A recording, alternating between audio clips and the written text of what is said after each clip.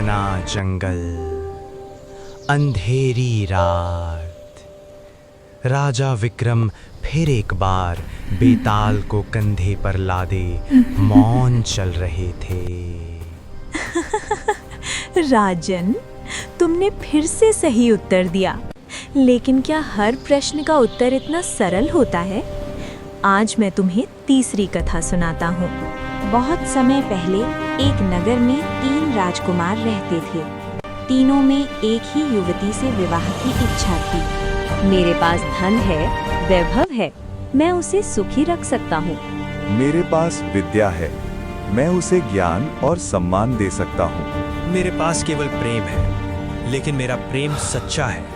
तीनों राजकुमार युवती से विवाह करना चाहते थे, लेकिन तभी एक दिन वो युवती अचानक गंभीर रूप से बीमार पड़ गई और कुछ ही समय में उसकी मृत्यु हो गई। तीनों राजकुमार शोक में डूब गए। उसने युवती के शव का सम्मानपूर्वक अंतिम संस्कार कराया। उसने शास्त्रों का अध्ययन शुरू किया ताकि मृत शरीर को पुनर्जीवित कर सके।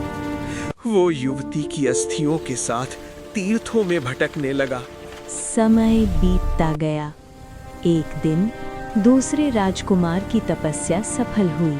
विद्या के बल से उसने युवती को फिर से जीवित कर दिया।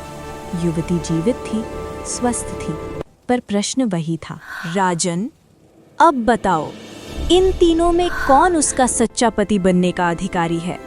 जिसने अंतिम संस्कार किया, जिसने उसे जीवित किया, या जिसने उसकी अस्थियों को पूजा? ध्यान रहे, यदि जानते हुए भी उत्तर नहीं दिया तो तुम्हारा सिर फट जाएगा। बेताल, जो उसे जीवित करता है वह पिता समान है, जो अंतिम संस्कार करता है वह भाई समान है, लेकिन जो जीवन भर उसकी अस्थियों के साथ भटका वही उसका सच्चा प्रेमी और वही उसका पति बनने योग्य है। राजन, तुम फिर सही बोले, पर नियम तो नियम है।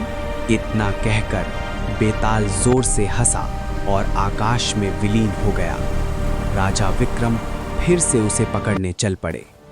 कथा अभी समाप्त नहीं हुई।